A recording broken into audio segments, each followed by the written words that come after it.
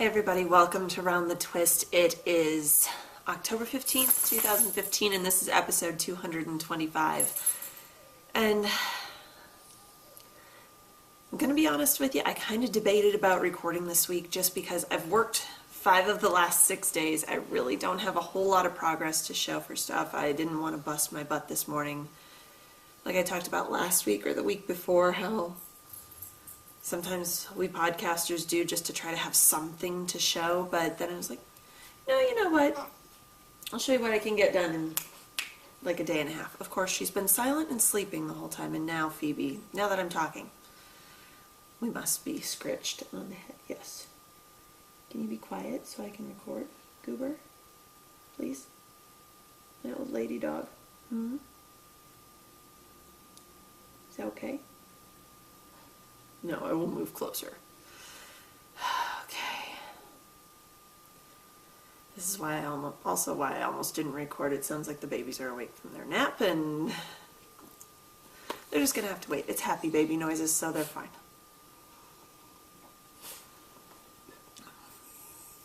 Huckleberry coffee this week. I did make a new order from San Marco, and that should be here today, according to the UPS shipping website. It's on the truck to be delivered. We'll see if it happens. It hasn't happened yet. But anyway, first things first, what I have on my needles. I have only made progress on 2 things this week, really. And the first thing is the New Leaf socks, which is a sock blank by Gail from Gail's Art. Excuse me, not Gail's Fiber Art, Gail's Art. I got this at SSK 2015, so this summer. And Amy, Froggy Monkey, picked it out, and these socks are going to be for her. So this is probably what I've made the most progress on. I'm just knitting a stockinette sock with a heel flap this time. Let's see if I can well, let's turn it around, maybe you can see it better without the needle in front. There we go. Knitting these up magic loop. I have made it past the gusset. I'm about 1/4 of an inch into the foot and loving it so far. The way the sock is turning out is totally not how I expected it to, based on how the sock blank was dyed. I don't know what I was expecting, but not this. I mean, Gail does beautiful work, but like I looked at it and went, I'd never wear that myself, and I'm looking at it going, dang, can I get one for me? Because I actually really like this. But let's see if I can show you a little closer. You can see, and again, I'm recording later in the afternoon, so I'm not getting the natural sunlight I usually do if I record noon, 1 o'clock. So I'm sorry if the colors are off again, but you might be able to see a little better down here on the top of the foot. All those little red blips of color, that's where on this end of the sock blank that leaf stencil was dyed. And I know I've showed this before. The stencil doesn't go all the way through to the back, so that burgundy red color just gives little blips of color or pops of color.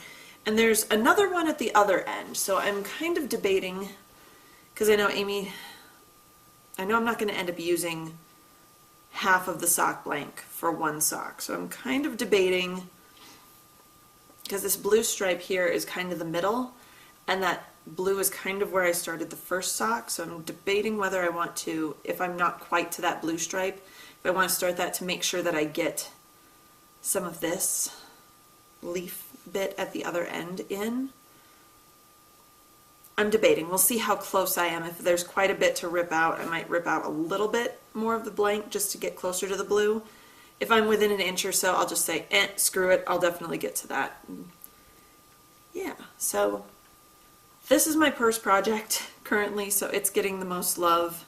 Knitting on it on my breaks at work, when I get breaks at work, when we haven't been crazy busy, but I'm liking this.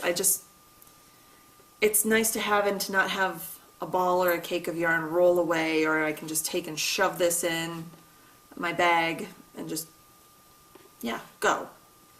Which you can do that with any sock, but this, to me, the sock blanks to me seem a little bit more portable. Just personal opinion. But knitting that up on a US 1 2.25 millimeter needle, it's a 72 stitch vanilla sock with like 1x1 ribbing. I think my usual pattern.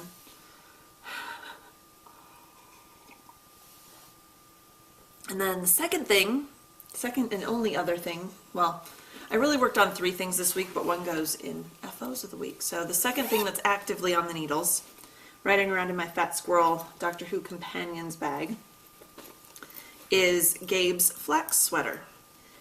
And let me get everything out here. So the pattern is Flax by Tin Can Knits. It's a free pattern and everything from newborn all the way up through very large adult. I'm knitting these up in Cascade 220 Superwash. The colorway for Gabe's is the ever lovely 1951. And just to remind you what it looks like, this is Tara's completed one that I did a little while ago. I think her color was 851. And I'm knitting this in the 2 to 4T size. They're already in 3T stuff, so I need to get my button geared for them to have any wearing out of this winter. But Gabe's is coming along. I'm going to hold it up this way for you so you can kind of see. There we go. I've obviously got the neck done. I have all of the raglan increases done, and then I'm knitting. It tells you, since the pattern's free, I don't feel like I'm giving away secret sauce of what someone's earning money on. Once you complete the prescribed amount of raglan increases to come down, it then says to knit straight either for 8 rows or for this particular size until you reach 6 inches from the cast on edge. And when I checked last, I was at like 5 1/4 inches, and I was 4 rows into those 8 rows. So I might have I might have to do more than 8 rows, but I'll just keep measuring and see. I can't remember how many I did on Tara's, and of course I didn't write it down. Smart me, on my little PDF expert, because I keep most of my patterns are on my PDF expert app on my iPad. But it's coming along, and once I separate off the sleeves, then I can just whoosh, zoom down the body because it's all stockinette. I don't have to stop to count for that blasted little garter stitch panel down the sleeve, and yeah. Get the body done, then do the sleeves. The sleeves didn't take me that long on Tara's. It was just a matter of sitting down and doing them.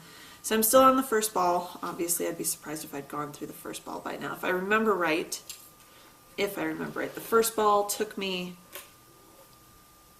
almost down to the bottom of the sweater. I think I was into the ribbing and needed to do another 2 or 3 rows. And I was like, really? I have to join on another ball? But yeah, I did. So that's coming along. That's kind of while the babies are watching TV. Hi, Munchkin. What's going on? Can I help you? Come on. No, she's just going to stare at me. So working on the straight bit to get down to the underarm so I can separate off the sleeves and work on the body. That's where I'm at. I'm knitting that on a US 8 currently, a 5.0 millimeter needle. And yeah. I forgot how fun, I don't know if fun's the right word, how enjoyable the knit was with Tara's, and I don't know why I don't remember it being enjoyable, but I think that's why I put off doing Gabe's for so long. And it's a simple pattern, but it's kind of potato chippy because you just keep going and going and going, and it's like, yes, I'm making progress, I'm making progress. And I didn't even want to put it down this morning when the kids were eating lunch and went down for naps. So there you go. That's everything that's currently on my needles that got worked on this week. I do have an FO, like I mentioned. The Nyan Cat SSK socks are finished. Done. Only took me 3 months almost. I started these on July 16th at SSK 2015 while I was in Nashville, and finished them October 11th. Completely done, ends woven in. They have been washed, they have been blacked, they are ready to wear. In fact, I wanted to wear them to work, but they went, no, I have to save them so that they're not dirty when I show them on the show. Like anybody could tell, but I'd know, and it's my brain, have to do that. So these haven't even been worn yet, even though I desperately, desperately wanted to. They are a 72 stitch vanilla sock with an afterthought heel out of Fiber Nymph Dye Works Bedazzled in her Nyan Cat base. And I love them. They're so happy. They're such happy socks. I knit them up on a US 1, a 2.25 millimeter needle, and again, striped yarn to me is a potato chip knit. Because it's always, ooh, let me get to one more rainbow. Ooh, I'll just finish the pink, but then there's another rainbow and I'll do it again. And you just kind of keep going and going, and suddenly, boom, you have a pair of socks. That's how it was with the second one for me. I was like, oh, I'll get to the third rainbow, and then I pulled out the first sock. I was like, don't I have to do like one more pink stripe and one more rainbow? And it surprised me that no, I'm ready for the toe. So these are done. They're happy. I can't wait to wear them.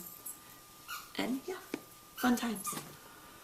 Then I have pokey things, but let me grab another drink of coffee. Sorry if I feel like I'm rushing, or if you feel like I'm rushing. I don't want to drag the show out when I have a lot of filler to it, when I don't have that much content. So just trying to get through everything for everyone. So I know your time is important too. Pokey things. I only worked on this one day. I think it was on Sunday for a little bit, I think. Either that or it was last Thursday night after I recorded. Wow, it's been a while. So I actually took my A Very Merry Christmas Town out of the hoop because I knew it would be several days before I got to it. I didn't work on Once Upon a Time, so this is the only thing you're getting. This is by Frosted Pumpkin Stitchery. It's their current kind of mystery sampler thing that they're doing for the holidays. I really didn't get a whole lot done. I had finished, last week, by my notes at least, I had finished the brown at the top of the window, and I had just started the white outline around the inside of the window. Well, I finished all that, filled in all the little blank spots with the white. I'd almost call it, the color of the building, the candy shop, looks very gingerbread to me, and with the white loopy, the white outline and the fill-in, it looks like frosting on like a gingerbread house, so I'm going to call it the icing around the top of the window. And then I just noticed when I pulled this out that right here, those last two little stitches of the brown, I didn't cross them. And I think I remember why. I was out of thread. I could just barely get my needle threaded through the stitches on the back to secure the last of the thread. And I just went, okay, so on my next row, which goes all the way across the top, I just need to remember to drop down and cross those stitches. And I'm really hoping I don't forget, because I can see myself forgetting and then getting the whole thing done, finished, washed, framed, and then it's up in the frame and I'm like, oh my God, I didn't cross those two stitches ever. And that being a thing and me obsessing about it for years to come. But slowly, let me show you the back so you guys can see. I feel like I'm a very messy stitcher, but I try to secure my threads. But like the snowflakes around the toy shop, I did make some rather big leaps from snowflake to snowflake, just because I don't like only doing 3 little stitches and then securing it and then securing the thread. And yeah, if I'm making bigger leaps than like 5 or 6 stitches, I try to find somewhere to thread, to like secure my thread to the back, like weave it through. Just kind of like when you do stranded color work in knitting. If you're going, I think the rule is if you're going more than 3 or 4 stitches, like skipping more than 3 or 4 stitches, you need to catch the strand on the back so you don't have these huge long loops of loose yarn to catch fingers and rings and watches and stuff in. So there's my messy back to my stitching that you all can see. But I'm still liking the stitch. It's just a matter of having time to actually do it. Time when the babies are sleeping and no one needs me for anything, and I can sit down and I not have to leap up all the time. That's the one thing that delays my cross stitch, is I can't do it while the kids are awake because they're kind of into everything, and that's okay. So various and sundry. I've worked, like I said, the last five of the last 6 days. So, like you can see, not a ton of crafting time. And this weekend, hubby and I are both off. So we've got some plans, like I said last week, we had painted our dining room. We didn't get the ceiling done though, so that's kind of on the docket for the weekend, and that'll take us like 20 minutes to do. It's not a huge room. And then the other thing I'm kind of looking at doing just as a family, because the weather's cooling off, it's getting nice out, it's middle of October for crying out loud. I want to find a pumpkin patch, corn maze type area somewhere close by that we can go to, take the kids to, pick out pumpkins, I don't know, just do something fun as a family. Get out of the house for a little bit. And we'll probably take them to the playground again here in town at some point.